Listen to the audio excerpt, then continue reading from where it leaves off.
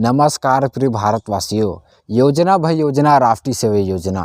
आज हमारे संत गुरु घासीदास शासकीय स्नातकोत्तर महाविद्यालय कुरुद से राष्ट्रीय सेवा योजना इकाई 1 ग्राम भैंसमुंडी में साप्ताहिक शिविर का आयोजन किया गया मित्रों, जिसके हमारे कार्यक्रम अधिकारी थे प्रोफेसर विजय कश्यप सर जी। और हम सभी स्वयंसेवक गए थे 4 नवंबर से 10 नवंबर तक, और हम सभी को बहुत कुछ सीखने को मिला। एनएसएस सिखाता है समाज सेवक के साथ साथ अपने व्यक्तित्व का विकास और देश प्रेम और राष्ट्र प्रेम भी हमें सिखाता है, जिसमें आज हमारे चैनल में बौद्धिक परिचर्चा, परियोजना कार्य, खेलकूद और जितने भी एक्टिविटी एनएसएस कैंप में हुए उन सभी का वीडियो हमारे चैनल पर लाए हूँ मित्रों। तो आप सभी वीडियो को अंत तक जरूर देखिए। और आप सभी पढ़ने वाले सभी भाइयों बहनों से निवेदन है कि आप एनएसएस से जरूर जुड़े, जिससे आपके जीवन में बहुत कुछ बदलाव होगा और आप अपने जीवन में एक अच्छे इंसान बनकर देश का विकास कर सकेंगे, एक अच्छे नागरिक बनकर। तो आप सभी को बहुत बहुत धन्यवाद। और वीडियो अच्छा लगा तो हमारे चैनल को सब्सक्राइब कीजिए और वीडियो को अधिक से अधिक शेयर कीजिए। जय हिंद, जय भारत, जय छत्तीसगढ़। श्री परशुराम निर्मलकर जी से मैं निवेदन करता हूं कि वे हम सभी स्वयंसेवकों को अपना आशीष वचन और आज के विषय पर अपने विचार रखेंगे।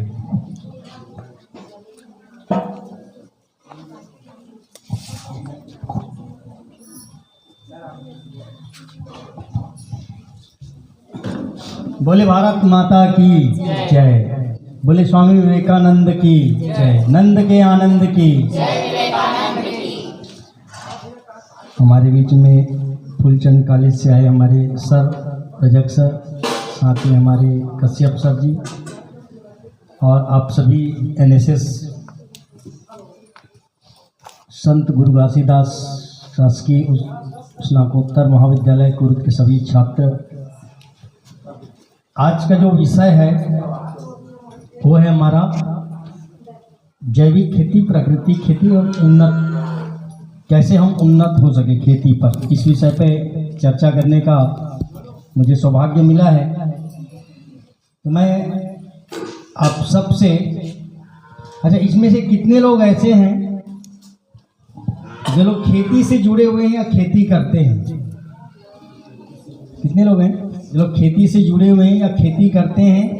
इनके घर में खेत है, ऐसा चाहते हैं सब? मेरे ख्याल से आप नहीं जुड़े खेती से। खेती से तो सब लोग जुड़े होते हैं। आपको पता है कैसे खाना कहाँ से आता है आपका? अनाज, चावल, दाल, सब्जी खेत से आता है ना। तो खेती से ही जो जुड़े हम। हाँ, आप कितना भी पैसे वाले हो जाए, कितना भी आपके पास धन संपदा हो जाए, लेकिन खाना कहाँ से आएगा? खेत से ही आए। तो खेती से जुड़े हुए ना। हाँ, तो हम सब जितने भी लोग हैं सब खेती से ही जुड़े हुए लोग हैं। समझ में आ रही बात? पुराने समय में एक कहावत था, उत्तम खेती मध्यम बान, करे चाकरी कुकर निदान। इसका मतलब है पुराने समय की बात। आज से आप देश की आज़ादी के बाद 50 साल पीछे चले जाओ, 40 साल पीछे चले जाओ, तो उत्तम जो होता था वो खेती होता था। सबसे उत्तम किसको माना जाता था? जिसके घर में बहुत ज़्यादा खेत है वो सबसे उत्तम है। मध्यम में व्यापार को माना गया था, मध्यम व्यापार। और नीचे, सबसे नीचे स्तर होता था वो होता था नौकरी करना। नौकरी करना मतलब किसी की रखवाली करना, ऐसा होता था। बहुत कम लोग नौकरी में होते थे, कुछ लोग होते थे। इसलिए ये राजू दीक्षित जी की एक कविता है, उत्तम खेती मध्यम पान, करे चाकरी कुकर निदान। कुकर मतलब कुत्ते को बोला जाता है। हाँ, नौकरी करना मतलब किसी की रखवाली करने जैसा। और उत्तम कौन सा माना जाता था? खेती को। और मध्यम कौन सा था? व्यापार। लेकिन आज अभी के जो स्थिति है, वर्तमान परिवेश उल्टा हो गया है। उत्तम और मध्यम व्यापार अभी भी मध्यम स्थिति में। नौकरी नहीं मिले तो व्यापार कर लेंगे। पढ़ने के बाद। समझ में आ रही बात? और व्यापार, नौकरी भी ना मिले, व्यापार भी ना मिले, तो अंतिम में तो खेती दिख ही रहे, खेत जाना ही है। समझ में आ रहा है? ये 3 स्तर में आज भी हम हैं, लेकिन आज की स्थिति जो होती है, आज का जो पढ़ा लिखा नौजवान है, अगर वो 12वीं भी पढ़ लिया या स्नातक कर लिया, तो सबसे पहले प्राथमिकता देता है नौकरी को, चाहे वो सरकारी नौकरी हो या प्राइवेट जॉब हो। सेकंड प्रायोरिटी रखता है बिजनेस। लास्ट में तो कुछ नहीं मिले तो खेत जाना ही पड़ेगा। हाँ, वो तो मजबूरी है हमारी, ऐसा हो गया है। अब खेती में देखें, खेती आज के नौजवान करना क्यों नहीं चाहते? क्यों नहीं करना चाहते खेती, बताओ? आज एक पढ़ा लिखा व्यक्ति खेती क्यों नहीं करना चाहता? क्या कारण होगा उसका? आपको जो लगता है बोल सकते। हाँ, सुख चाहता है। अच्छा, और हार्ड वर्क करना नहीं चाहता। ठीक है, खेती से ज़्यादा इनकम दूसरे में पा लेते हैं। हाँ, खेती में कम इनकम पाते हैं, बिजनेस खेती में इनकम कम है, नौकरी में इनकम ज़्यादा। समझ में आ रही बात? ये एक सत्य ये भी हो सकता है, और ज़्यादा सत्य ये कि लोग मेहनत कम करके ज़्यादा पैसा कमाना चाहते हैं, या ऐसा भी बोल सकते हैं। और कोई बोलना चाहते हैं, बोल सकते हैं। किसी को लगता है कि खेती क्यों करना चाहते हैं? और कोई बोलना चाहेगा? अपने दिमाग को थोड़ा देखो कि हम खेती सच में क्यों नहीं करना चाहते। आज को आपको पता है, आप लड़की भी ढूंढने जाओगे ना शादी के लिए, शादी की बात कर रहा हूं, हाँ, तो आपको सबसे पहला प्रश्न ये उठता है कि लड़का क्या करता है। अगर उसको ये बोलोगे उसके घर में 10 एकड़ खेत है या 5 एकड़ भी है, 5 एकड़ है अकेला बेटा, ऐसे बोलोगे ना, तब भी पूछेगा और क्या करता है लड़का। होता है ना ऐसा? हाँ, 5 एकड़ खेत है, अकेला है, फिर भी पूछेगा लड़का क्या करता है और क्या करता है। अरे भाई 5 एकड़ खेत है मतलब वो करोड़ों की संपत्ति है आज की डेट में, है कि नहीं है? 1 एकड़ खेत को भी बेचते हो ना 25-30 हज़ार। हमारे इधर तो डबल पसंद 40 से 50 लाख रुपये एकड़ है। तो 5 एकड़ खेत तो करोड़ों की संपत्ति उसकी थी, फिर भी वो लखपति है मान लो, फिर भी पूछेगा लड़का और क्या करता है। तो कहने का मतलब ये है, खेती करने वाले को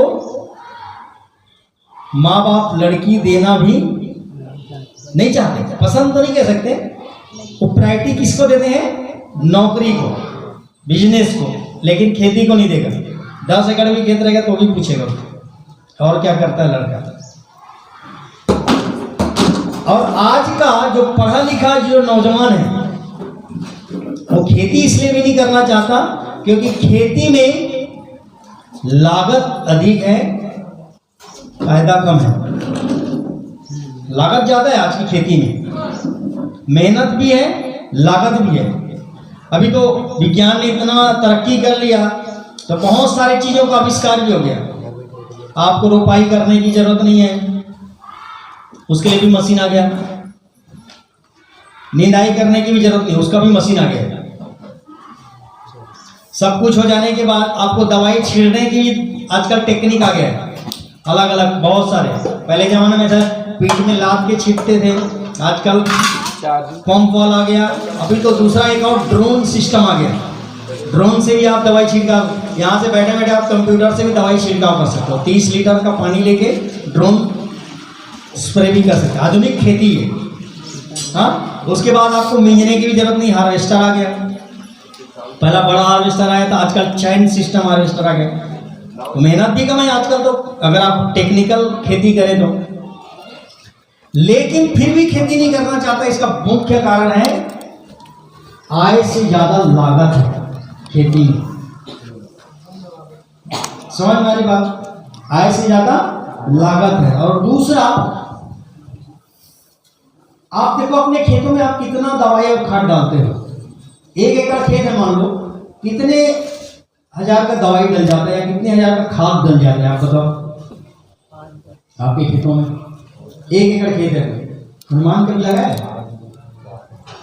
नहीं लगाया।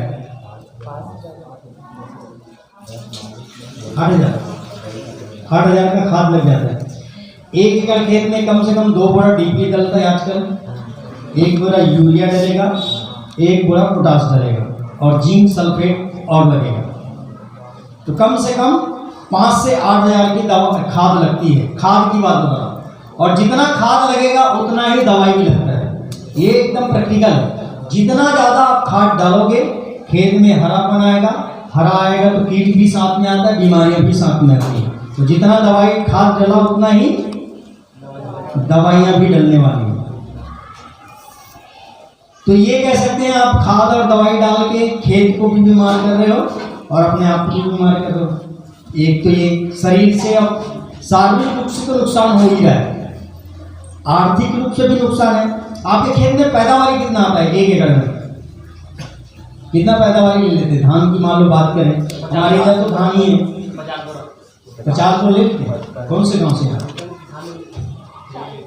40 बोरा ले लेते हैं पक्का। छत्तीसगढ़ का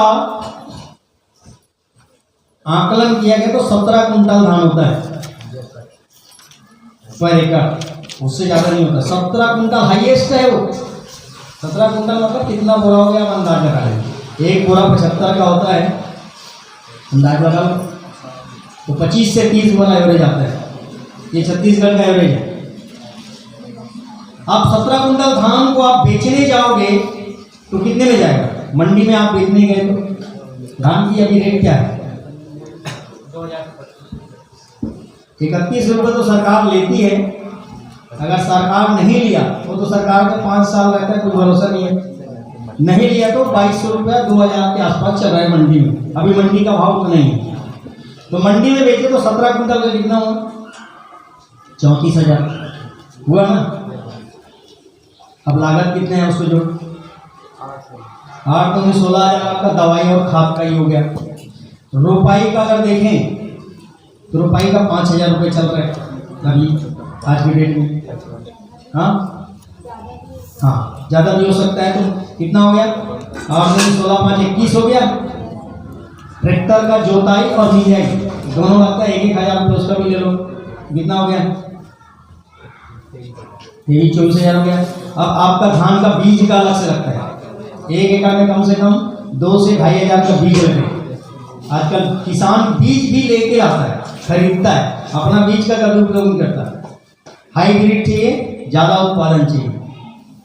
समझ में आई बात? अब उसके बाद और क्या क्या लगता है? लगभग समथिंग 25,000 से ऊपर हो गया आपका खर्च। आपका निंदाई कोड़ाई और आप एक्स्ट्रा जो भी लगेगा उसमें जोड़ोगे तो 30,000 तक चला जाता है। और पैदावारी कितना का होगा? 34,000। तो बचा कितना? सिर्फ 4,000। साल भर आप काम करोगे तो सिर्फ साल भर नहीं बोल सकते, 6 महीना बोल सकते हैं। एक फसल का 6 महीना, तो 6 महीने में आप कितना कमाते हैं? मात्र 1 एकड़ में कितना? तो कौन करना चाहेगा खेती? समझ में आ रहा है? इसलिए आज का जो युवा पीढ़ी है खेती के ऊपर ध्यान नहीं दे रहा है, खेती करना नहीं चाह रहा है। तो इसके लिए बहुत सुंदर उपाय है। आप नेचुरल खेती की ओर आओ, प्राकृतिक खेती की ओर आओ, जैविक खेती की ओर आओ। आपको पता है पुराने समय में जो जितने भी हमारे बुजुर्ग होते थे, बोलते हैं जिस समय हमारे देश में हरित क्रांति का शुरुआत हुआ उस समय से खाद और दवाई डालना शुरू किया किसान, उससे पहले नहीं था। कब हुआ हरित क्रांति की शुरुआत? 1965-70 की दशक में जब देश में अकाल पड़ गया, अकाल पड़ा था बहुत देश में, तो उस समय द्वितीय विश्व युद्ध समाप्त हुआ था। बस उसी समय की घटना है। तो बोलते हैं 65-70 की दशक में जब अकाल पड़ा तो खाने के लाले पड़े, दाने दाने के मुहताज हो गया गाँव गाँव में किसान भी, क्योंकि पानी नहीं गिरा ना, बारिश ही हुआ, पूरा अकाल पड़ गया था। तो विदेशों से फिर हमारा अन्न आना शुरू हुआ, बहुत सारी चीज़ें ऐसी हुई।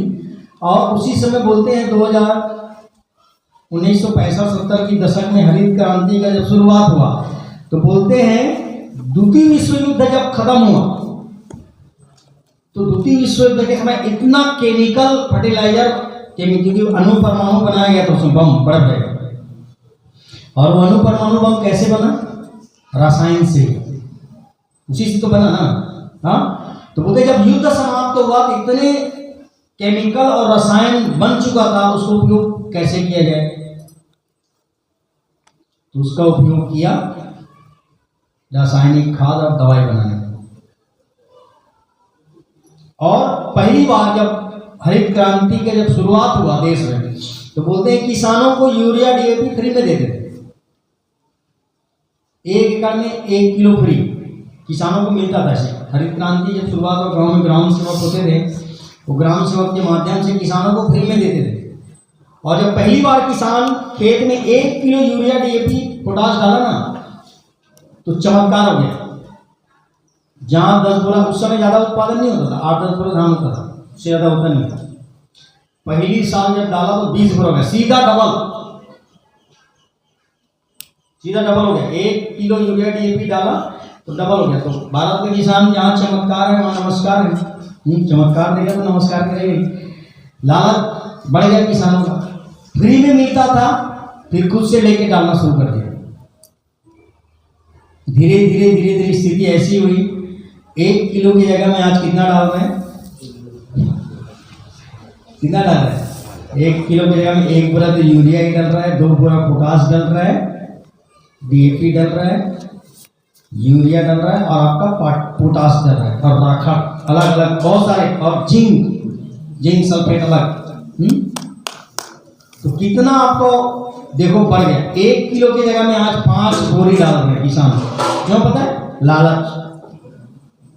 1 किलो डाला तो थोड़ा और उत्पादन बढ़ेगा, धीरे धीरे बढ़ा के आधा बोरा, 1 बोरा, 5 बोरा तक पहुंच गया, और उत्पादन 25 से 30 बोरा से ऊपर नहीं गया। अब इसका सीधा साइड इफेक्ट क्या हुआ? आप जो केमिकल डाल रहे हैं ना खेतों में, जो रसायन डाल रहे हैं खेतों में, ये सब विदेश से बन के आता था। पहले तो हमारे देश में नहीं होता था। कहने का मतलब है हम विदेशी कंपनियों को मजबूत किए। आज जितने भी केमिकल आ रहे हैं, जितने भी दवाइयां आ रही, उसकी केमिकल विदेशों में बनता था। तो भारत आर्थिक दृष्टिकोण से तो लगता था किसान मजबूत हो रहा है, लेकिन अंदर से विदेशी कंपनियां मजबूत हो रही। और आज धीरे धीरे ऐसा हुआ, स्थिति ऐसी हुई, किसान कर्ज में डूब गए। आप देखते हैं हर साल हमारे छत्तीसगढ़ में 5 साल में लगभग 1000 किसान आत्महत्या करते हैं कर्ज के कारण। महाराष्ट्र में एक जगह है, वहां पे लगभग एक ही साल में 5000 किसानों ने आत्महत्या किया था।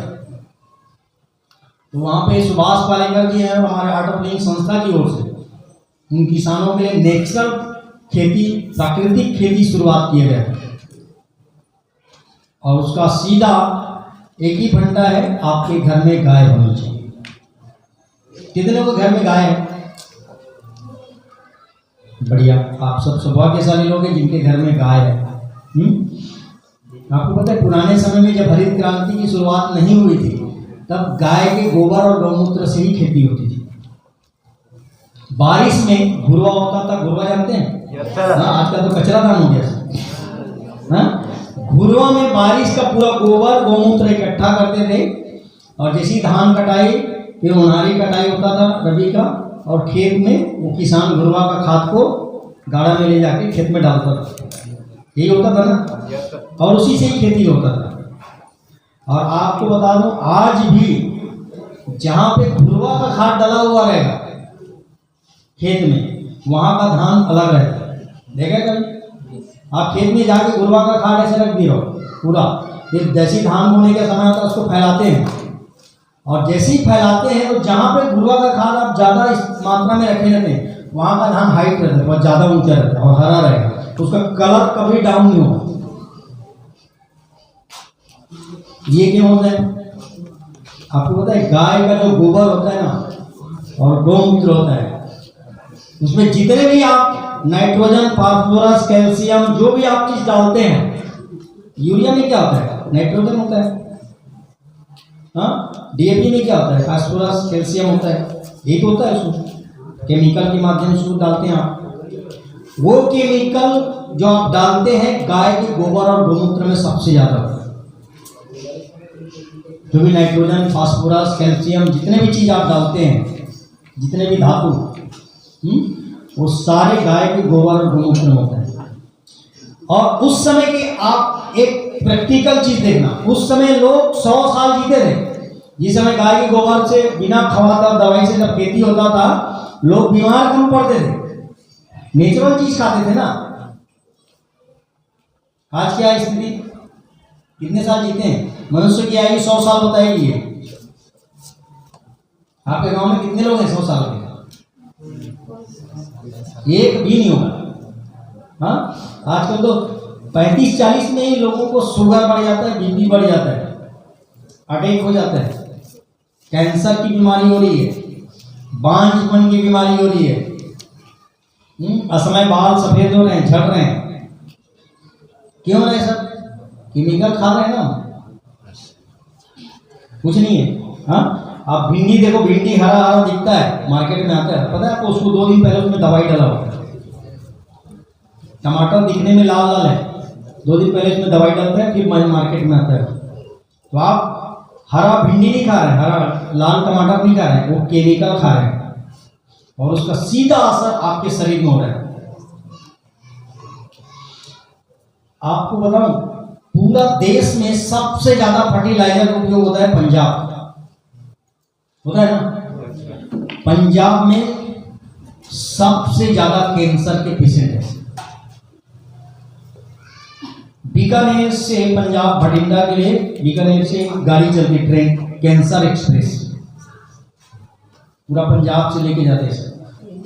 सबसे ज़्यादा फर्टिलाइजर का उपयोग होता है पंजाब में, और सबसे ज़्यादा कैंसर के भी पेशेंट वहीं हैं।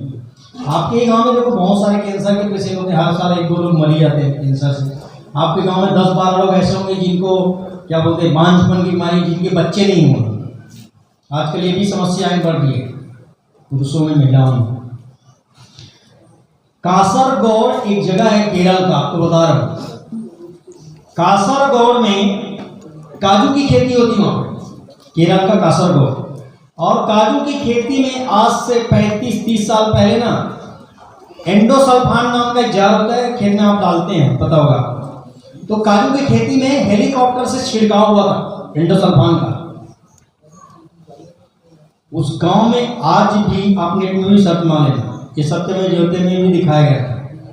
एक धारावाहिक आया था सत्यमेव जयते, आमिर खान का, सुना नहीं सुना? 25 साल से उस गांव में कोई बच्चा पैदा नहीं हुआ, और जो हुए हैं वो बढ़े नहीं, मतलब स्थिति इतनी खराब। सिर्फ एक ही जहर के कारण, एंडोसल्फान नाम का जहर, जो हम खेतों में रोज डालते हैं, हाँ, जो भी कीट होता है उसको मारने के लिए। आजकल तो उससे भी खतरनाक दवाइयाँ आ गई। एक दवाई का असर ना 35-40 दिन का गारंटी देते हैं। माहौल की दवाई होती है, देखा आप लोगों ने, खेत में छिड़काव के लिए, उसका कीमत भी होता है 3000-4000 रुपये 1 लीटर का। एक दिन डाल दिया तो 45 दिन आपको दवाई डालने की जरूरत नहीं, क्यों? उसका असर इतना दिन तक रहता है। तो सोचो, खाद जब वो दवाई आप खेतों में इतना दिन तक असर रहता है और आपके शरीर में आता होगा तो कितना नुकसान करता होगा।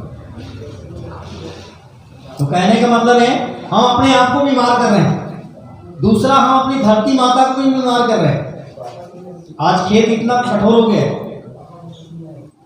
पहले जमाने में नांगर से जोताई होता था, बैला नांगर से, देखा है कभी? आजकल के बच्चों को बैला नांगर पता भी नहीं होगा। कितने लोग देखे बैला नांगर? हाँ, देखे है ना? चलता है आपके गांव में? चलता है आज भी, ट्रैक्टर से होता है। पहले जमाने में नांगर से एक बार जोताई किया, धान बुआई हो जाता है, और जैसी बारिश होता था ना, बड़े बड़े खेत में गड्ढे हो जाते हैं। उसको क्या बोलते हैं? गड्ढा होता है, उसको तो पता नहीं होगा आपको, पक्का नहीं होगा, क्यों? आजकल होता नहीं है। भोड़का बोलते हैं, भोड़का, अरे सुना ना, छत्तीसगढ़ी बोलते थे ना। जब धान बोते थे, धान इतना जगता था तो उसको बोलते हैं, उसके बाद ब्यासी करते थे, ब्यासी। तो ब्यासी होता था ना, बैला घुस जाता, इतना फंस जाता नीचे, इतना गड्ढा, मतलब जमीन इतना पोला था। खाद और दवाई जब नहीं डालते थे, धीरे धीरे जब ट्रैक्टर आके गया उसके बाद, क्योंकि इतना केमिकल डाला, जमीन हार्ड होने लग गया, बैला नांगर काम करना बंद कर दिया। आजकल क्या करते हैं? ट्रैक्टर चलता है सीधा। शुरुआत में जब ट्रैक्टर आए ना गांव में, एक आध घर में होता था ट्रैक्टर, आज से 35 साल पीछे जाओगे तो जब ट्रैक्टर आता था ना तो ट्रैक्टर भी फंस जाता था गाड़ी खेत में, तो उसको निकालने के लिए घेरा डालते थे। सुना है ऐसा? बड़ा बड़ा लकड़ी का घेरा जब खेत में फंसाते थे तब ट्रैक्टर खेत से निकलता था।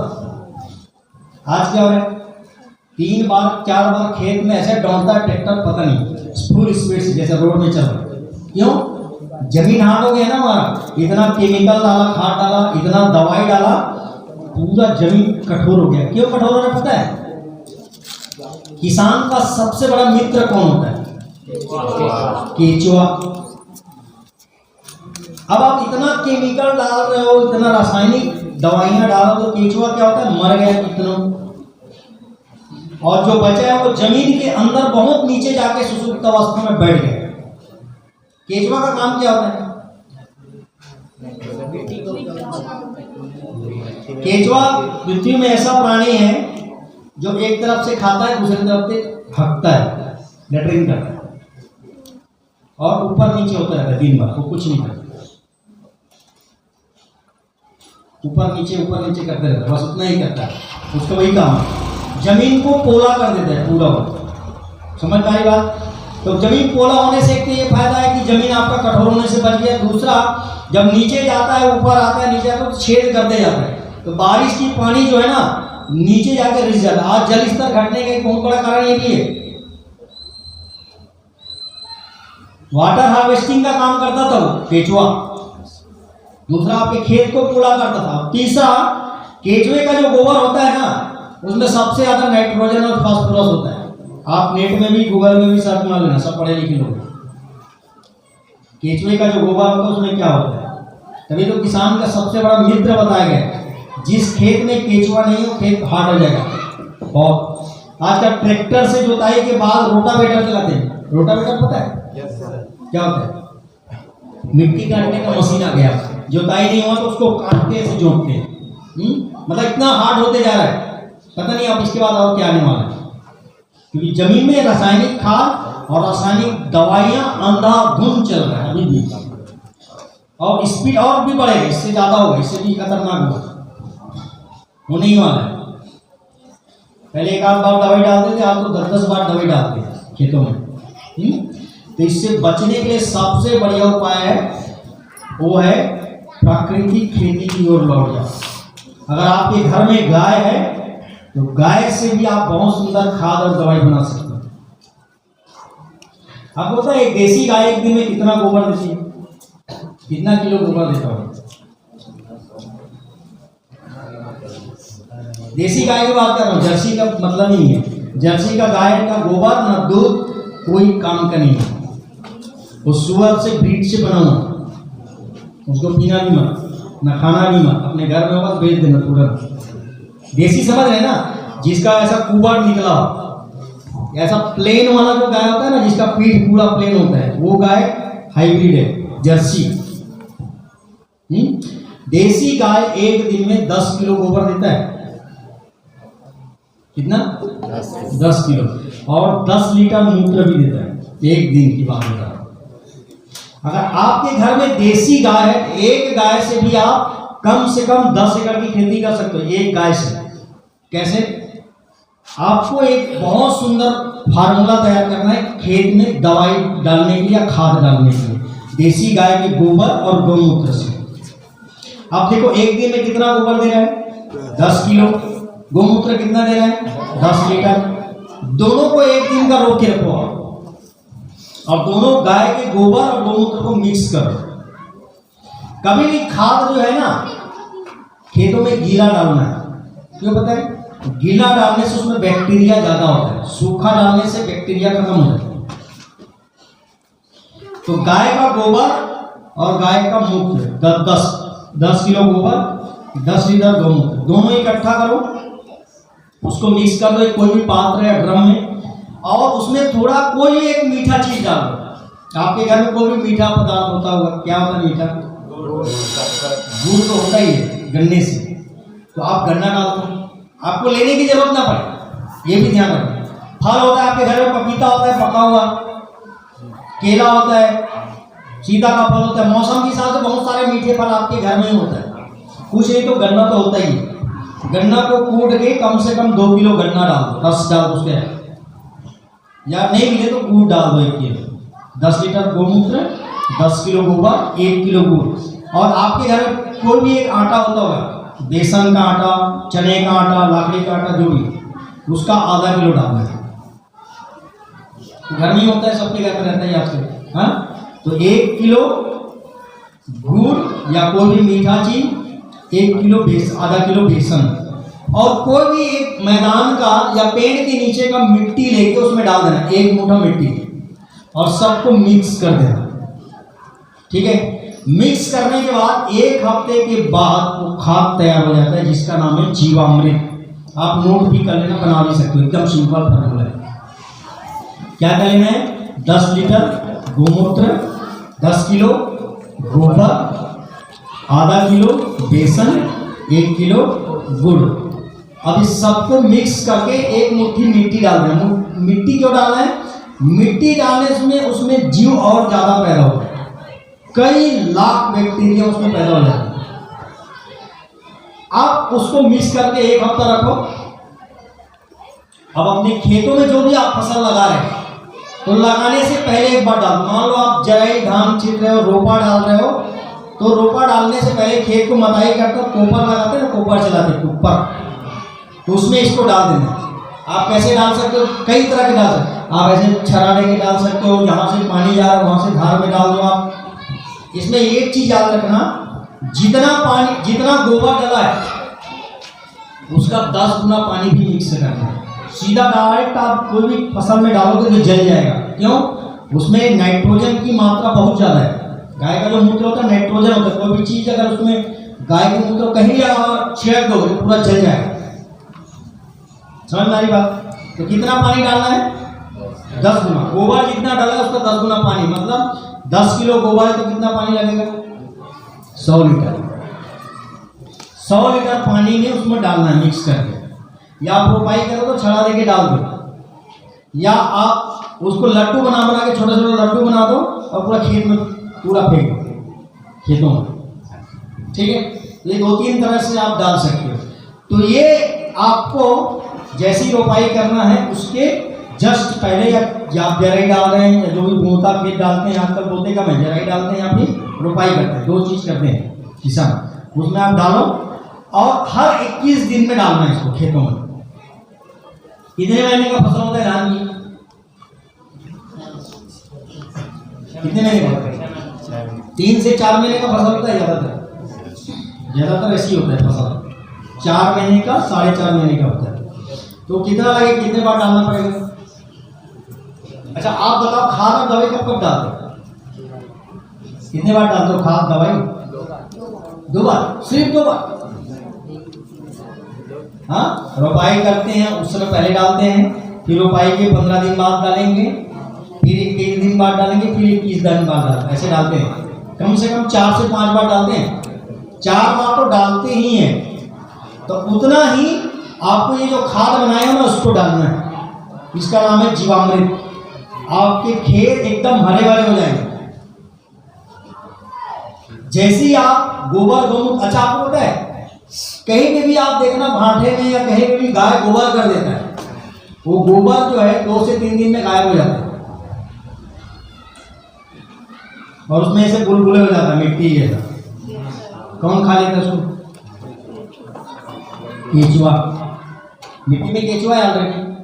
तो बोलते हैं जहाँ पे भी गाय का गोबर पड़ता है, गौमूत्र जाता है, केचुआ तुरंत वापस आ जाता है। किसान का सबसे बड़ा मित्र इसलिए बोलोगे, जैसे ही आप इस खाद को डालोगे बना के, तुरंत आपके खेतों में केचुआ आना शुरू हो जाता है। आपको पता है एक केचुआ जो है हजारों बच्चे पैदा करता है अपने साथ साथ। जैसे ही गाय का गोबर गौमूत्र डलेगा, ये जीवामृत बना के खाद, पूरा केचुआ वापस आएगा, उसका फिर प्रोसेस जारी हो जाएगा। ऊपर आएगा, फिर नीचे आएगा, फिर ऊपर जाएगा, फिर नीचे आएगा, पूरा जमीन के आपका पोला कर देगा। आप डाल के देखना इसको, बाड़ी में प्रैक्टिकल करना, खेत में मत जाना, बाड़ी में ही करके देखना। इसको बना के बाड़ी में डाल देना, जहाँ पे आप बाड़ी में सब्जी लगाते हैं, जो भी चीज़ लगाते हैं, अभी प्रैक्टिकल कर सकते हैं। आपके खेत में बाड़ी में पूरा केचुआ आ जाएगा। और ऐसे माटी उगला उगला उगला जैसा पूरा खेत में या बाड़ी में सब निकल जाएगा। समझ में आ रही बात? तो ये किसानों के लिए बहुत सस्ती और उत्तम दवाई, कोई खर्च नहीं इसमें, 1 रुपये का खर्च नहीं है। गाय आपके घर में है, गोबर का मूत्र फ्री में मिलने वाला है। चना लाकड़ी का बेसन होता ही है किसान के पास, घर में गन्ना होता है, कोई भी मीठा चीज होता ही है, उसको मिक्स करना है और सबको 1 हफ्ते के बाद आपके खेतों में डालना है। 1 दिन का गाय का गोबर और 1 दिन का गाय का मूत्र को आपको इकट्ठा करना है बस। 4 बार डालना, तो कितने दिन इकट्ठा करना पड़ेगा? 4 बार बस। 5 बार डालो कोई बात नहीं, अपना घर का है, लेना तो है नहीं मार्केट से, इसलिए इसको नेचुरल फार्मिंग का है। अच्छा, दूसरा चीज ये, आपको पता है, आपने साइंस में पढ़ा होगा कि पौधे अपना भोजन खुद ही तैयार करते हैं। ये सुना है आप लोगों ने? प्रकाश संश्लेषण की जब क्रिया होती है तो पौधा अपना भोजन खुद ही तैयार करते हैं। तो जब पौधे अपना भोजन खुद ही तैयार करते हैं तो हम दवाई और खाद क्यों डालते हैं? ये तो पढ़ा है ना साइंस में? नहीं पढ़ा है? पढ़े होंगे। हाँ, किसान को थोड़ा साइंटिफिक भी होना पड़ेगा, उनको बताना पड़ेगा भाई कुछ। अच्छा, आप देखो जंगल में कितने पेड़ होते हैं, कितने पौधे होते हैं, आज तक उसमें कोई दवाई खाद डालता है? फिर भी अच्छा फल लगता है जंगल में, पेड़ों में लगता है, नहीं लगता है? क्यों? वो प्रकाश संश्लेषण की क्रिया से अपना भोजन खुद तैयार कर लेते हैं। आज भी बस्तर के अंदर जंगलों में आप खेती करने वाले लोगों को जाओगे ना, वो आज भी नहीं डालते खाद और दवाई, उनको पता भी नहीं है। कई ऐसे ऐसे जगह में, नारायणपुर में एक बार था, अबुझमाड़ क्षेत्र में, वहाँ पे आज भी लोगों ने कभी ट्रेन नहीं देखा है, ट्रेन को देखा नहीं है कि कैसा होता है ट्रेन। आज भी वहाँ लंगोट पहनते हैं लोग और खेती ऐसी ही करते हैं नेचुरल तरीके से, उनको पता नहीं खाद दवाई क्या होता है। तो इस तरह से अगर आप खेती करोगे तो आपका खेत बचेगा, आपका जो सबसे बड़ा मित्र है केचुआ वो वापस आएगा। जब केचुआ वापस आएगा तो धान ऑटोमेटिक आपका अच्छा होगा, हरा भरा रहेगा। दूसरा, आपके जो भी अनाज उत्पन्न होगा उसमें केमिकल की मात्रा नहीं होगी, आप बीमार भी कम पड़ोगे। आज गांव-गांव में ना शुगर की बीमारी बढ़ती जा रही है, देखना हर गांव में 50 से 100 लोग शुगर की बीमारी से पीड़ित हैं। शुगर और ब्लड प्रेशर, इसका कारण है हमारा खान पान असंतुलित है, इतना केमिकल चल रहा है खेतों में, पर्यावरण प्रदूषित है। तो हम सबको नेचुरल खेती की ओर वापस ऐसे आना पड़ेगा, तब जाके हमारा खेत भी बचेगा, दूसरा किसान भी उन्नत होगा। क्यों? आपको कुछ लेना नहीं मार्केट से, जो आपने 8,000 की दवाई डाली, 8,000 का जो बीज डाला, क्या बोलते हैं, दवाई और खाद डाला, वो तो खरीदना ही नहीं है, वो अपने घर में ही है। गाय है तो एक गाय से 10 एकड़ की खेती कर सकते हैं हम।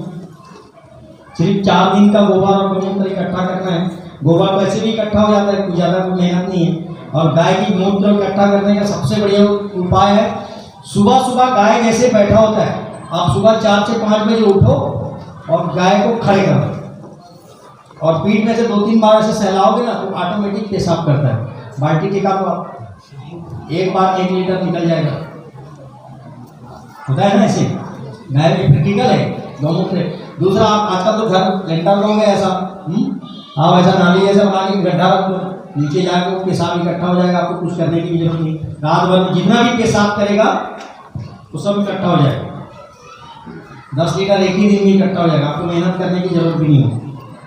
समझ में आएगा? तो इस तरह से हम अपने खेत को भी बचा सकते हैं और अपने आप को भी बचा सकते हैं। जल, जमीन और धरती माता को बचाने के लिए सबसे बढ़िया गाय का पालन करो, नेचुरल खेती की ओर वापस आओ। किसान का एक और मित्र होता है सर्प। आपके खेतों में आजकल देखा, इस साल में बहुत देखो खेतों में सबसे ज्यादा चूहा काटा है खेतों में, बारिश कम होने से देखा है, बहुत ज्यादा हुआ है नुकसान किसानों को, इसके कारण चूहे के कारण। और चूहे को सबसे ज्यादा कौन खाता है? सांप। हम खेतों में एक बहुत खतरनाक दवाई आती है आजकल, फोरेट। फोरेट सुना है? उस फोरेट को डालोगे तो कोई भी जीव बचता नहीं। सांप अगर खेत से गुजरा भी तो अंतिम छोर तक जाने तक मर जाता है, इतनी खतरनाक होती है। तो अपना जो एक मित्र सांप उसको भी खत्म कर दे जो चूहा को खाता था। ऐसे ही हमारे खेतों में होता है मकड़ी, ये भी किसान का मित्र है। मकड़ी देखा ना, मकड़ी खेतों में सुबह सुबह जाओगे पूरा जाला कर देता है, जाला छा देता है। देखा कभी सुबह सुबह आप जाके देखना। और जो भी खेत में माहू होता है, इल्ली होता है, तना चिपका होता है, जो भी कीट होता है, तो मकड़ी जो है उसको खा जाता है। आप दवाई डालते तो मकड़ी भी खत्म हो गया, उसका जाला पड़ना बंद हो गया। जाला पड़ने से माहू जो है फंस के मर जाता है। ये प्राकृतिक बनाया हुआ चीज है जिसको हम किसान अंधाधुंध दवाई और खाद डाल डाल के खत्म कर रहे हैं। दूसरा, आपके खेतों में अगर बीमारियां हो रही है तो दवाई भी आप प्राकृतिक रूप से बना सकते हैं। कुछ अगर मान लो बीमारियां हो भी गई तो बहुत सारे उपाय हैं दवाई बनाने के। आपको सिंपल दवाई बता रहा हूँ, नीमास्त्र करके एक बनता है।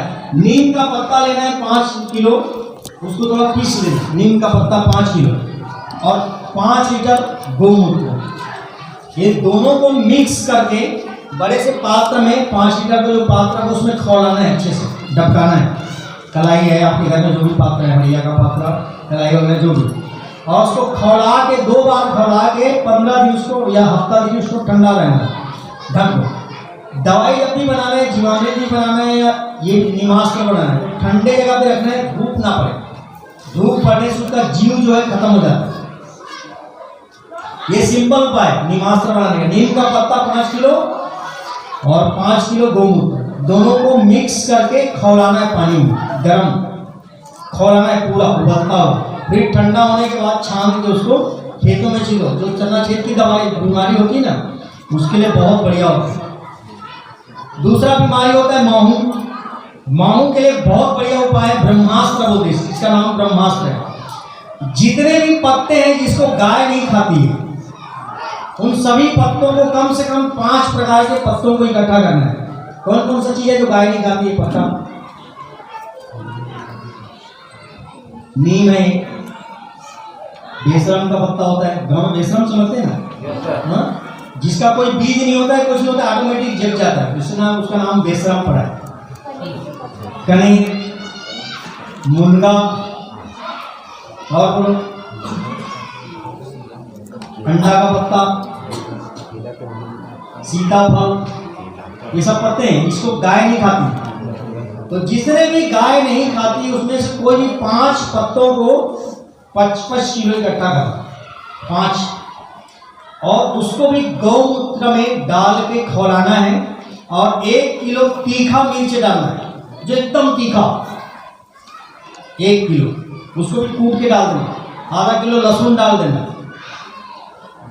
और पूरा खौला के उसको ठंडा होने के लिए रख देना 1 हफ्ता।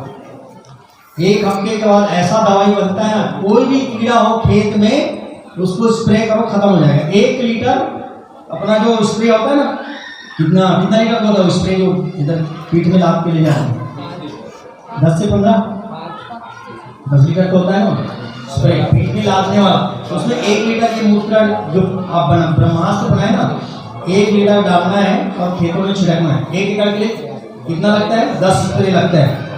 तो 10 स्प्रे मतलब 10 लीटर काफी है। तो एक बार दवाई बनाओगे ना, 4-5 बार काम आएगा, कम से कम 4-5 बार तक चलेगा। तो ये दवाई भी आप बना सकते हैं। इसमें भी कोई खर्च है क्या? क्या खर्च है इसमें? गौमूत्र फ्री का है, जितने भी पत्ते बताए वो भी फ्री का है। हो सकता है आपके घर में मिर्च नहीं होता तो मिर्च आपको लेना पड़ेगा 40 रुपए किलो में।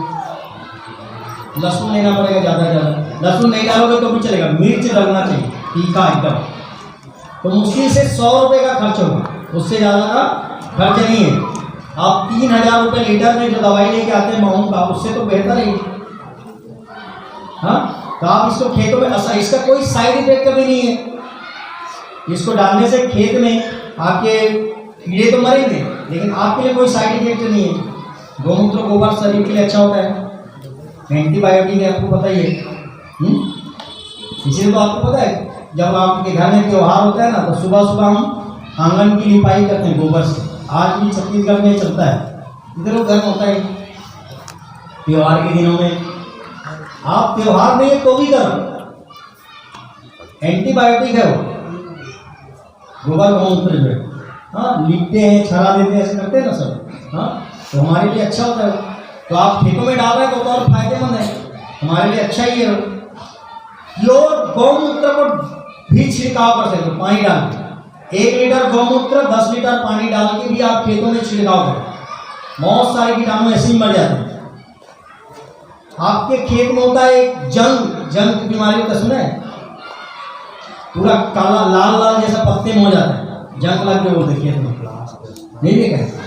ब्लास्ट, आजकल ब्लास्ट बहुत ज्यादा हो रहा है। उसके लिए सिंपल उपाय है, आपके घर में मही होता है, मही मट्ठा, खेत में छिड़काव करो, सबसे बढ़िया उपाय है मट्ठा, वो भी फ्री का घर में होता ही आपके। अगर गाय है तो होगा ही। आजकल तो गाय नहीं पालते, घर में क्या पाल रहे हैं? कुत्ता पाल रहे हैं। घर के आगे पहले लिखा होता था सुस्वागतम या वेलकम, ऐसा लिखा होता था। आजकल घर के सामने क्या लिखा रहता है? कुत्तों से सावधान। गाय पालना छोड़ के क्या पाल रहे हैं हम? कुत्ता पाल रहे हैं। उसका ना पेशाब कोई काम का है, ऊपर से उसको दूध और बिस्किट अलग खिला रहे हैं। हम कभी दूध बिस्किट खाए नहीं, कुत्ते को दूध और बिस्किट खिला के उसको पाल रहे हैं, जो कोई काम का नहीं है। तो घर में आज बीमारी आने का ये भी कारण है। पुराने समय में सबके घर में गाय होता था, तो गाय का गोबर और गौमूत्र से बहुत सारी बीमारियां ठीक हो जाती थी। आज बीमारी आने का एक भी कारण भी है, कैंसर जैसी बीमारी ठीक हो जाती है गौमूत्र पीने से। और होता भी नहीं था, पुराने समय में कैंसर होता भी नहीं था, हाँ, क्योंकि घर में गाय होता था, उसका गोबर और गौमूत्र पूरा खुशबू घर में फैल जाता था, तो कैंसर खत्म हो जाता था, ऑटोमेटिक कैंसर खत्म। और गाय का गोबर और गौमूत्र बहुत सारी बीमारियों का ऐसे भी इलाज है। तो हम सबको अपने घरों में गौ पालन जरूर करना चाहिए। अगर खेती को बचाना है तो गौ पालन बहुत जरूरी है। अगर आपको उन्नत बनना है तो गौ पालन जरूरी है। पुराने समय में सबसे धनी व्यक्ति उसी को बोला जाता था, पता है आपको? जिसके घर में सबसे ज्यादा गाय होता था और खेत होता था, धनी व्यक्ति वही होता है। आप पूछना अपने अगर दादी परदादी अगर बचा हो, उनको पूछ लेना पुराने समय में सबसे ज्यादा दाऊ आदमी कौन सा बोले, हाँ, लेकिन घर में सबसे ज्यादा गाय हो। आज सबसे ज्यादा दाऊ आदमी किसको बोलते हैं? जिसके घर में सबसे ज्यादा कुत्ता होता है और अच्छा क्वालिटी का हाइब्रिड। आजकल तो इतना उसका भी वेराइटी आ गया है, हाँ। तो गाय पालना छोड़ के कुत्ते पाल रहे हैं।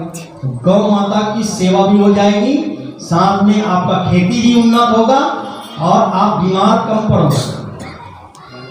तो हमको नेचुरल खेती। अच्छा, दूसरा चीज, एक चीज आपको बता दूं, आपके खेत में बीमारियां कब होती है पता है आपको? आपके खेत में कीड़े कब आते हैं, बीमारियां कब होती है?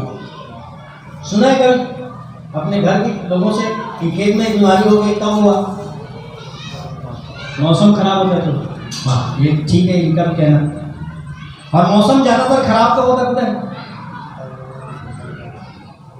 अमावस्या या पूर्णिमा। ये सुने नहीं सुने?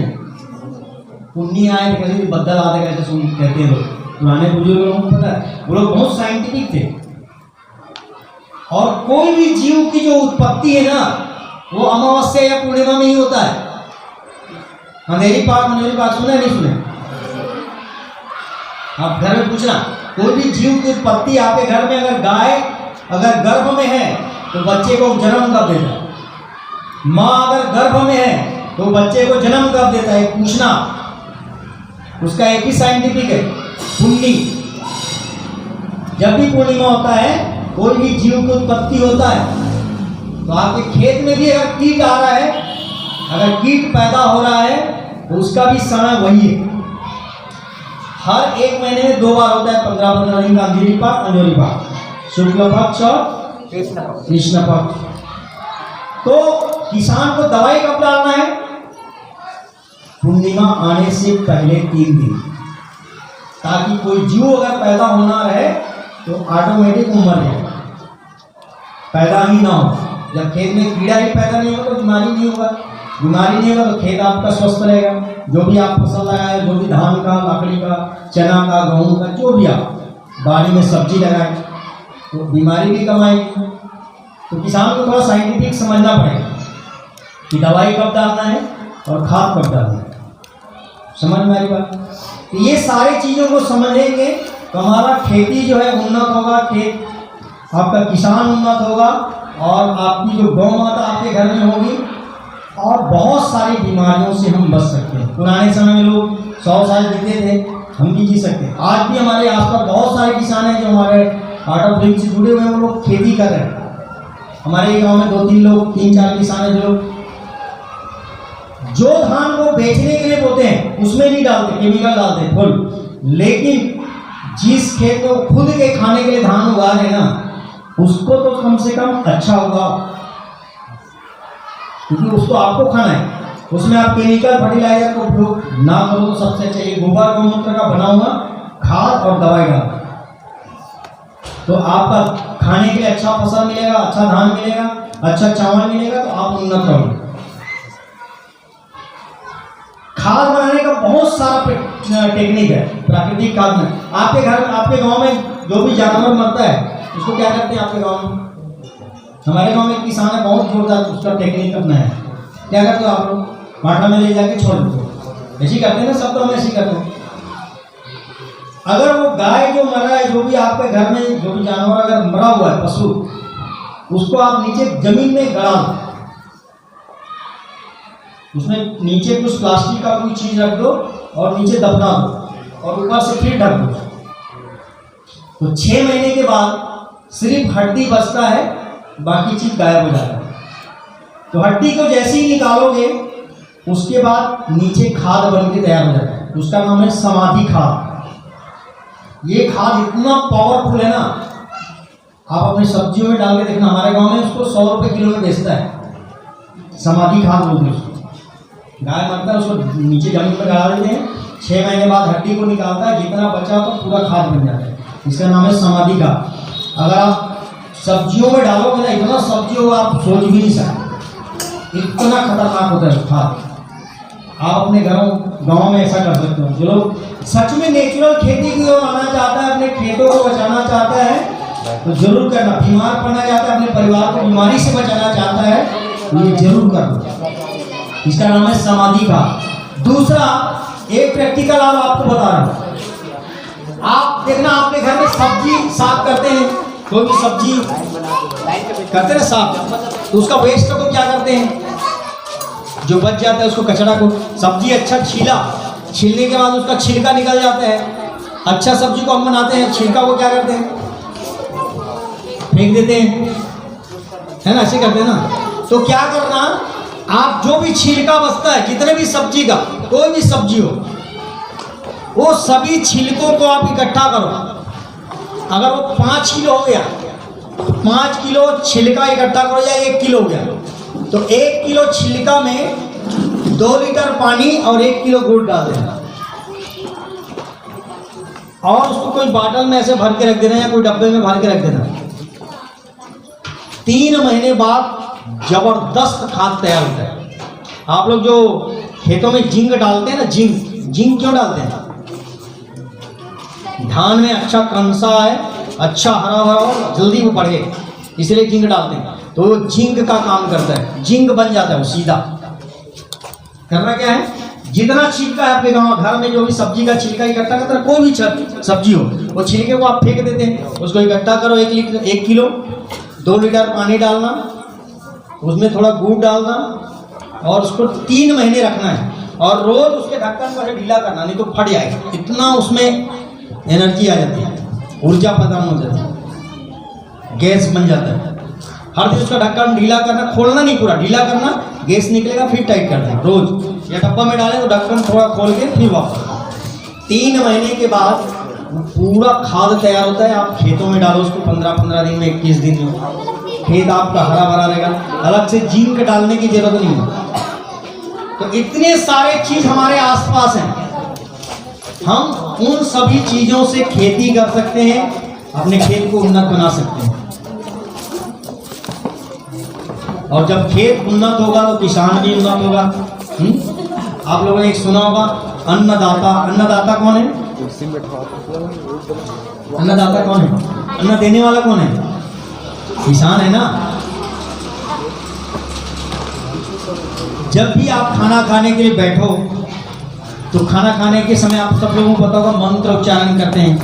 मंत्र उच्चारण करते हैं ना, ये मंत्र उच्चारण करो आप, अन्नदाता सुखी भव। क्या बोलना है? इसको 3 बार बोलना रोज। अन्न देने वाला कौन है? किसान और घर की माता। किसान उपजाता है और घर की माँ क्या करती है? उसको बनाता है ना। घर में खाना कौन बनाता है? घर की माता ही तो बनाती है। तो बोलते हैं अगर दोनों के आंखों में आंसू है तो आप भी सुखी नहीं रह सकते। किसान दुखी है तो भी कोई मतलब का नहीं, अनाज दुखी दुखी मिलेगा आपको। घर की माता की आंखों में आंसू है तो भी कोई काम का नहीं है। तो इसलिए खाना खाते समय ये मंत्र जरूर पढ़ना चाहिए। कौन सा? अन्नदाता सुखी भव। जो अन्न देने वाला है वो सुखी रहे। ठीक है। तो ऐसे करके आप बहुत सारे चीजें बना सकती हैं। 4:05। तो किसानों के लिए हम, अगर किसानों को उन्नत बनाना है तो हमारे आर्ट ऑफ लिविंग के जो संस्थापक है परम पूज्य गुरुदेव श्री श्री रविशंकर जी, उनका कहना है जब तक किसान उन्नत नहीं होगा देश उन्नत नहीं हो सकता। हम जय बुलाते हैं ना, जय जवान जय किसान। तो किसान की जय कब होगा? जब किसान उन्नत होगा तभी तो होगा। किसान कर्ज में डूबेगा तो मरेगा, तनाव में रहेगा। आत्महत्याएं कर रहे हैं आज किसान। अभी तो सरकार घोषणा करती है 31 रुपये मिल जाता है, मिल रहे ना। लेकिन गर्मी का फसल का क्या करोगे? हाँ, उसको तो सरकार नहीं लेने वाली है। चाहे आप कोई भी चीज लगाओ तो उसको तो ठीक करना पड़ेगा ना। बेचने की बात छोड़ दो, आप जो खाना के लिए अपने खाने के लिए उगा रहे हो तो वो तो स्वस्थ उगाओ। आप कम से कम अपने खाने के लिए 1 एकड़ 2 एकड़ में जो भी खेती करते हो धान, हाँ, उसको तो ठीक ठाक उगाओ। तो बहुत सारी बीमारियों से हम बचने के लिए नेचुरल खेती, प्राकृतिक खेती या जैविक खेती की ओर वापस आना पड़ेगा हम सबको। समझ में आई बात? तो आज की परिचर्चा ऐसे तो लंबा है, इसका हम लोग ट्रेनिंग देते हैं, 3 दिन का ट्रेनिंग होता है। हमारे आर्ट ऑफ लिविंग में एक ट्रेनिंग प्रोग्राम है, YLTP youth leadership training programme. युवाओं को हम ट्रेनिंग देते हैं। आर्ट ऑफ लिविंग में बहुत सारे कोर्स होते हैं, 52 प्रकार के कोर्स हैं, जिसमें युवाओं के लिए ट्रेनिंग होता है। 18 से 40 साल के युवाओं के लिए उसका ट्रेनिंग देता हूं मैं। 8 दिन का ट्रेनिंग होता है, आवासीय होता है। इस ट्रेनिंग के दौरान ये सारी चीजें हम रखते हैं। उसमें पर्सनालिटी डेवलपमेंट का भी रखते हैं कि कैसे हम लोगों से बात करें। कई बार होता है ना, देखा अपने से बड़े ऑफिसर या बड़े लोगों के सामने बात करने से हम डरते हैं, झिझकते हैं, होता है ना। डर क्या होता है? हमारा कॉन्फिडेंस लेवल डाउन हो जाता है। तो उसके लिए हम ट्रेनिंग करते हैं, यूथ लीडरशिप ट्रेनिंग प्रोग्राम, युवा नेतृत्व प्रशिक्षण कार्यक्रम। आप 8 दिन आएंगे, 8 दिन में बोलते हैं चूहे को भी शेर बना देते हैं। क्या? चूहा भी है तो भी शेर बन के जाएगा। ये 8 दिन का ट्रेनिंग का हमारा पर्पस होता है। उसमें पर्सनालिटी डेवलपमेंट का है, कृषि के ऊपर है, आयुर्वेद के ऊपर है, योग के ऊपर है, मेडिटेशन के ऊपर है। बहुत सारी चीजों को एक साथ समाहित करके परम पूज्य गुरुदेव श्री श्री रविशंकर जी ने स्पेशल युवाओं के लिए बनाया है। तो आप जरूर, जब भी आपको समय मिले, गर्मी के दिनों में होता ही है, हमारा एक डेट तो फिक्स है 6 से 13 में, ये हमारा डेट फिक्स होता है, इसमें होता ही है। और इसमें ऐसा भी होता है कि हमारे पास जगह कम होती, यूथ बहुत ज़्यादा आ जाता है, उसमें क्योंकि परीक्षाएं हो जाती, खाली रहती है। तो जरूर आप लोग भाग लेना। खेती की जो ट्रेनिंग है हम प्रैक्टिकल भी करके दिखाते हैं। हम खेती जब ट्रेनिंग देते हैं ना, उसमें प्रैक्टिकल बना के दिखाते हैं, गौमूत्र मंगाते हैं, गोबर मंगाते हैं, कैसे बनाना है, कैसे उसको मिक्स करना है, कैसे छिड़काव करना, सारा चीज़ हम 3 दिन के ट्रेनिंग में देते हैं। 1 घंटे का ट्रेनिंग, इसमें सिर्फ प्रैक्टिकल तो हो नहीं सकता। तो खाली बोलने का है, तो बोलने से कुछ होता नहीं है, प्रैक्टिकल भी जरूरी है। समझ में आई बात? तो आप सब लोग, मैं आप सब लोगों से निवेदन करूंगा, आप सब लोग खेती से जुड़े हुए लोग हैं। हाँ, गांव से जुड़े मतलब खेती से जुड़े ही हैं। और गांव शहर के भी लोग खेती से जुड़े, क्यों? क्योंकि खाना तो खेत से ही आएगा। जो भी अनाज है, चावल है, सब्जी है, किसान से ही मिलने वाला है। तो ऐसा ना सोचें कि हम शहर में रहते हैं, हमारे घर में खेत नहीं होता, ऐसा सोचे ही नहीं, क्योंकि हमको खाना तो खाना ही पड़ेगा। तो खाना, अच्छा खाना मिले उसके लिए खेत को अच्छा करना है, किसानों को अच्छा करना है और किसानों को उन्नत करना है, खाली अच्छा नहीं करना। क्योंकि फ्री का सारा चीज खाद दवाई बनाओगे तो किसान का पैसा बचेगा। एक हमारा किसान है भेंडावानी में, वो कुछ भी नहीं डालता है, सिर्फ धान को बो देता है, सिर्फ निदाई कुड़ाई करता है बस, कोई दवाई खाद नहीं डालता। कम से कम वो 1 एकड़ में करता है, 20 बोरा धान होता है, अभी भी 20 बोरा धान होता है तो फुल है। क्यों? किसी को कुछ देना ही नहीं है, खाद और दवाई तो डाला ही नहीं उसमें। एक हमारा किसान है गजेंद्र सिंह राकर जी, परसवानी हो जाएंगे यहाँ से, परसवानी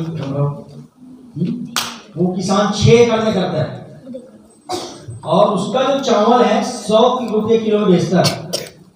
पूरा कुल्लू की जितने भी सरकारी कर्मचारी ना या नवोदय के जितने भी हैं सब उनका चावल खरीदते हैं। 1 किलो चावल 100 रुपये का। सोचो आप जो भी नेचुरल चीजें उगाएंगे ना उसका रेट भी ज्यादा होता है मार्केट में। नेचुरल जो भी प्राकृतिक चीज होती है उसका रायपुर में एक सुपर मार्केट है, सुना होगा तो सुना होगा, हर चीज डबल रेट में बिकता है। आपका टमाटर अगर अभी 40 रुपए है तो वहाँ 80 रुपए में बिकता है। आज धान चावल की कीमत कितनी है बाजार में? पतला चावल की बताओ। हाँ, 1 रुपये किलो में लेके आप 25 रुपये में बेचते वाला नहीं। आजकल तो ऐसे भी कर रहे लोग, हाँ धंधा बना लिए, पीने का आइडिया मिल गया लोगों को। 1 रुपये में लेते 25 में बेचते, शाम को 1 कॉफी के आते। आज पीने वालों की संख्या इसलिए बढ़ रहा है, हर चीज फोकट का मिल रहा है। आज गाँव में देखो ना 90% लोग नशा क्यों कर रहे हैं? नशा करने के लोगों वालों की संख्या बढ़ रही है। इसका कारण ये है कि सरकार, मैं किसी सरकार का इस पक्ष में वैसे नहीं, कोई भी सरकार है सब ऐसे ही कर रहे, फोकट के देने की आदत बना दी। और जो चीज जहाँ फ्री में मिलता है उसका वैल्यू खत्म हो जाता है। 25 रुपये किलो में बेचता है, शाम के 1 पाव मार के आता है। समझ में आ रहा है? ये खत्म हो रहा है वैल्यू ना। आपको पता है आज से 40 साल पीछे अगर जाएंगे तो सबसे उन्नतशील राज्य बिहार को माना जाता है। उन्नतशील राज्य, सारे विश्वविद्यालय जितने भी थे, टॉप मोस्ट विश्वविद्यालय तक्षशिला, गया, नालंदा, ये सब बड़े बड़े विश्वविद्यालय कहाँ हैं? बिहार में। सबसे उन्नत राज्य था बिहार और आज सबसे गरीब राज्य की गिनती में आता है बिहार। वहां की जो युवा है ना, ऐसी पूरा सब चीज निःशुल्क फ्री में मिल रहा। धीरे धीरे सब निःशुल्क मिलने के चक्कर में कामचोर हो गए। कहीं ऐसा ना हो छत्तीसगढ़ भी ऐसा हो जाए। हाँ, तो हमको स्वावलंबी बनना है। हाँ, सरकार का जो फ्री में देने वाली चीजों को हमको नकारना है। और नकारने का सबसे बढ़िया अच्छा उपाय होता है मतदान। मतदान के समय हम सबको ये सब करना चाहिए कि हम मतदान से सरकार को बना सकते हैं, बिगाड़ भी सकते हैं। लालच में आए तो सब गड़बड़ हो सकते हैं। हम समाज को गर्त में लेके जा रहे हैं। तो इतना कह के मैं अपने वाणी को विराम देता हूँ। बोले भारत माता की जय।